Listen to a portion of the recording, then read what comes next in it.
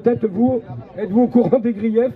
Je ne suis pas au courant, j'ai reçu une lettre de Patrick Bouet, le président du Conseil national de l'ordre des médecins, comme quoi j'allais être convoqué un jour, pour je ne sais pas quelle raison, elle n'est pas exposée, devant le conseil disciplinaire. Disciplinaire, c'est que j'ai commis une faute très grave.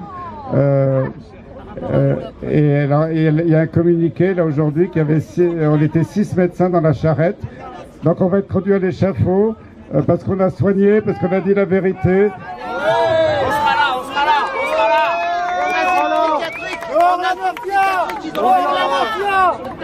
Voilà, enfin une question à poser à M. Perron, je pense. Bonjour à tous, je suis ravie de vous rencontrer, professeur Perron. Merci au nom de tous les gens présents ici et au nom de ma famille.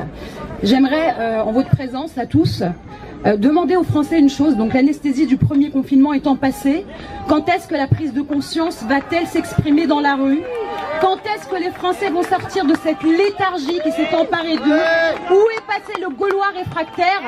Et 2021 ne doit pas ressembler à 2020. Alors je vous invite à tous prendre vos responsabilités, à ouvrir vos yeux. Il en dépend et il en va de l'avenir de nos enfants. Merci beaucoup. On a eu l'occasion de se rencontrer et voilà, c'est quelqu'un de formidable que je rêve de rejoindre.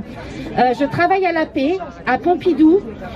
J'ai beaucoup de collègues qui malheureusement n'ont pas pu prendre de demi-journée comme moi et qui vous soutiennent énormément mais qui ne sont pas présents. Voilà, donc vous avez du soutien du personnel, de l'assistance publique des hôpitaux de Paris et continuez dans votre honnêteté, dans votre sincérité. Le patient avant tout, vous n'avez jamais fait de privé. Moi je vois que ça à Pompidou presque et vous soignez avec le cœur et merci pour tous quoi. Merci. Qui a été publié à la mi-juin, j'ai eu 0 attaque, de 0 avocat, de 0 institution en diffamation, parce que tout ce que je dis, c'est pas moi qui le dis, j'ai fait parler les gens. J'ai fait parler le président de la République, j'ai fait parler les ministres, j'ai fait parler les infectiologues, c'est eux qui ont dit, et quand ils disaient n'importe quoi et tout et son contraire à 15 jours d'intervalle, j'ai rapporté leurs propos. Donc mon livre c'est juste, j'ai rapporté ce qu'on observait, c'est pas moi qui les ai attaqués, j'ai attaqué personne. Et j'ai attaqué personne nommément dans sa pratique. J'ai eu aucune infraction au code de la déontologie. Je tiens à le redire devant le Conseil de l'ordre aujourd'hui parce qu'ils vont peut-être m'écouter. Et si j'ai quelquefois cité certains médecins qui avaient des conflits d'intérêts, c'était de notoriété publique, il y a les preuves. Et je vous rappelle qu'en droit, quand quelque chose est prouvé, il n'y a pas de diffamation. En droit, quand quelque chose est prouvé, il n'y a pas de diffamation. C'est la réalité. Donc, qu'on vienne de montrer que j'ai diffamé quiconque, je pense qu'ils ont du boulot. Je dis qu'une chose pour le professeur Perron, pour moi quand je le vois dans les yeux, il est humain. Voilà, c'est ça qu'il faut dire, il est humain. Et ce mot-là, vraiment, c'est le mot que je ressens, humain, fatigué parce qu'il a tellement de pression de partout, mais il faut le... Voilà, humain, HDI, humain, dégage l'inhumain, voilà. On voulait vous soutenir.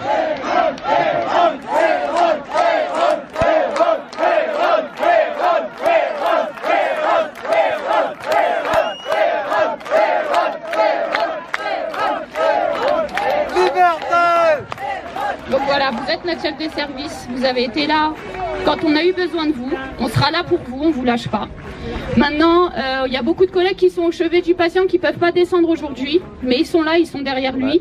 Et je voulais vous dire aussi, nous en consultation depuis ce matin, on est débordés d'appels, vous êtes soutenus partout en France, des appels de partout, donc on leur dit qu'ils peuvent envoyer des mails à Monsieur Hirsch et surtout, enfin voilà, vous êtes soutenus